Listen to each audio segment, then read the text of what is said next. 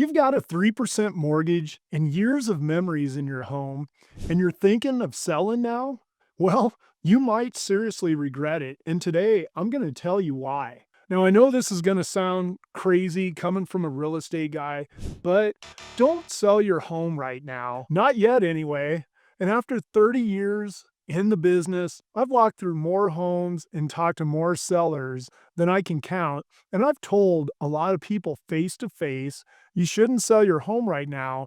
And today, I'm going to break down the real reasons why selling may not be your best move, even if the market seems very tempting to you. So, whether you're thinking about downsizing, cashing out, or just testing the waters, I want to give you the truth from someone who's lived this business for decades, not someone who just got their license last year. Now, let's start with the emotional side of selling your home. Now, I have seen this one over and over.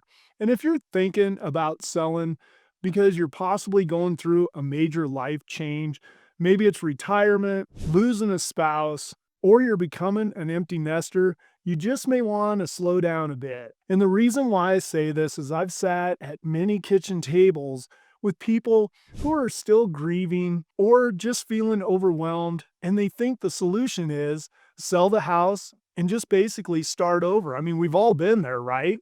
And I get it. And change feels like it'll bring relief and closure, but making a permanent decision in the middle of emotional chaos, that's when regret sneaks in 6 months later. Now, you don't need to rush. You can start preparing, you can organize some things and start planning, but listing right now, maybe not just yet. One of the first questions I ask when someone tells me they want to sell is, great, well, where are you going? And you know what I hear a lot? Well, we're not sure yet. And to me, that's a huge, huge red flag. Now, if you're out here in the Denver area and the surrounding area here, you know that the inventory's tight.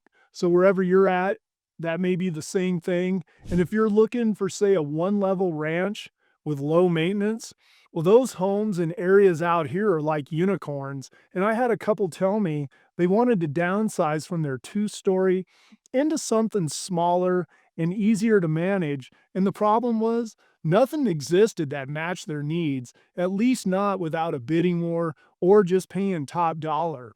And the bottom line, don't sell your home if you do not have a clue where you're going to land. That will figure it out later mindset usually ends in a lot of regret or scrambling to settle for something you don't even want. Here's another one most people don't even think about, your current mortgage. I mean, let's say you're locked in at 2.5, 3% as rates were a few years ago. And you know what that rate is today? Try replacing that with a rate of a new mortgage at 6, 7, 5, even up to 7%.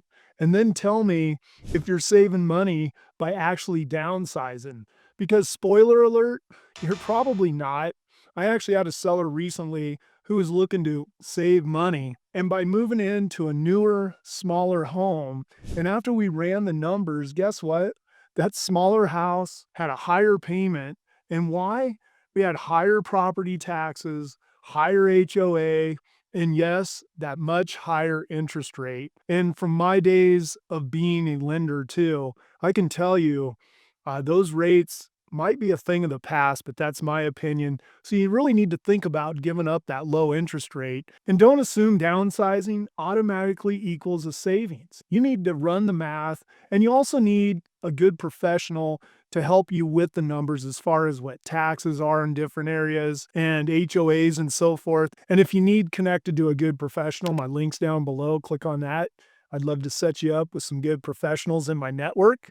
And I'd also like to talk to you myself if you need to. Now, I've had people looking for those ranch houses, as I stated earlier, and ranch living isn't always the dream. I mean, let's talk about that layout for just a second. A lot of my clients now want a main floor, primary bedroom if they're downsizing, and hey, it totally makes sense. But here's the thing they don't expect. When you move from, say, a 3,000 square foot two-story home to a 2,000 square foot ranch, with that primary on the main level, you lose a lot of usable living space. I mean, that big open living area you imagine, it's now much smaller because part of that square footage is now taken up by your bedroom and a bath, and that home will feel smaller, and in many cases it is. And I've had many clients have a hard time adapting to this. And I know you're scratching your head because it's like, well, you want to downsize. And yes, you want to downsize, but you also want to look around hard at the possibilities before selling your home just to make sure that that downsize in that ranch home or whatever it is really is going to accommodate what you are looking for. The home feels smaller, and in many cases, it is. So before you jump into selling your home, please go walk through a few of those downsized floor plans that look good to you and feel that space. Sit in the living room and just imagine having people over. If it feels tight now, it's not going to magically feel bigger later. So really, really, really lean into this one and do your due diligence and don't have the regrets later. So let's talk about that wonderful selling and buying at the same time. Oh boy, that's no picnic at all. We've all been through it, even myself, and I'm in the business. And it's stress on top of stress. That whole thing is a domino effect from start to finish. And I've worked with sellers who tried to line up both closings on the same day. And let me tell you, it rarely goes as smoothly as people think. And especially if you are moving out of state and so forth. And there's another contingency out there, say buying your house, it's just a domino effect. And one delay, one hiccup in, say, the lending process, and you are stuck scrambling around.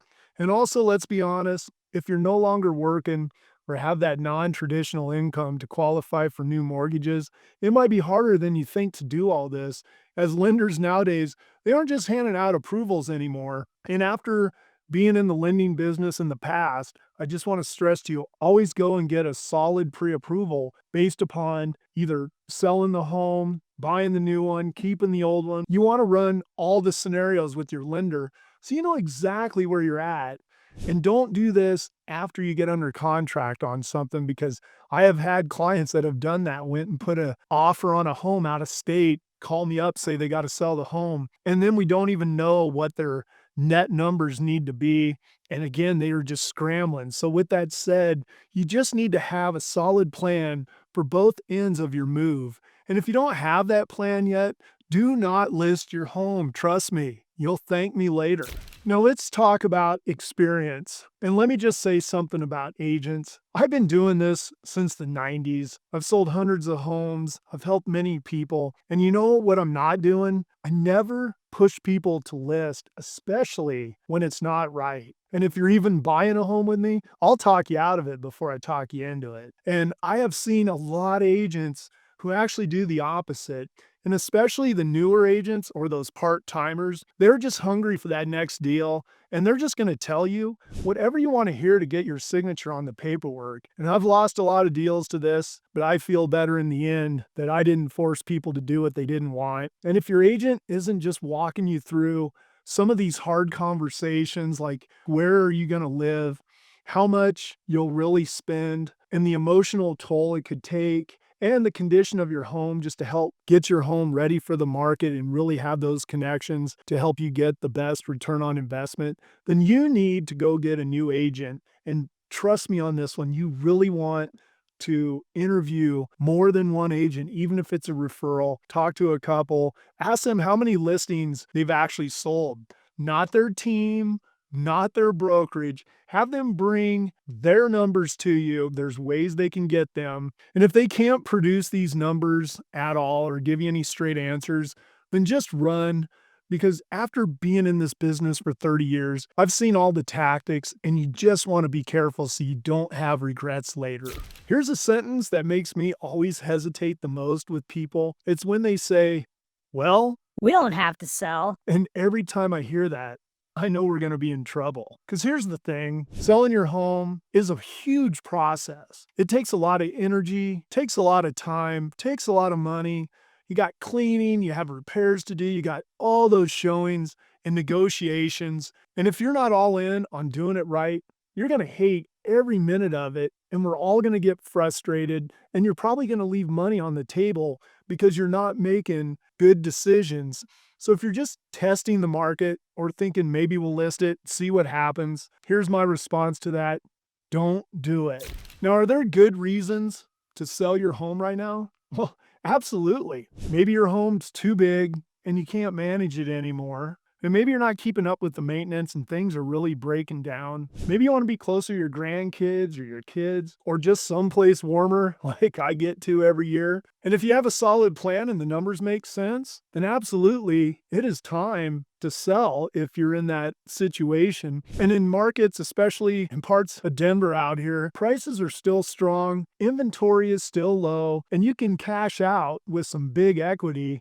But again, only and only if you have done your homework should you make that move. Now, here's one final thing I'll leave you with. Selling isn't your only option. You can always stay, reconfigure your spaces. You could even try to rent out part of your home if that's something that you need some stability and helping make payments and so forth.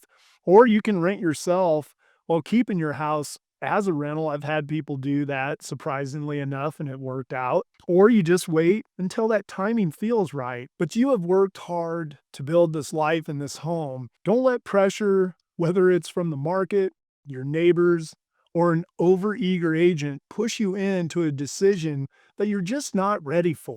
Now, I really hope this video gave you something to think about. And do me a favor, give me some comments down below if you've gone through any of this that I just talked about, or add some other things that others can learn from by your comments. And also, please share this video with someone that may benefit from this, who may be thinking of selling. And also, if you need help with all this and you need a good connection, my contact link again is down below. I would love to speak to you or set you up with a professional in your area. And also, I'll put a video down in the description as well in regards to some more seller tips and so forth. And stay tuned for this video that is coming up next.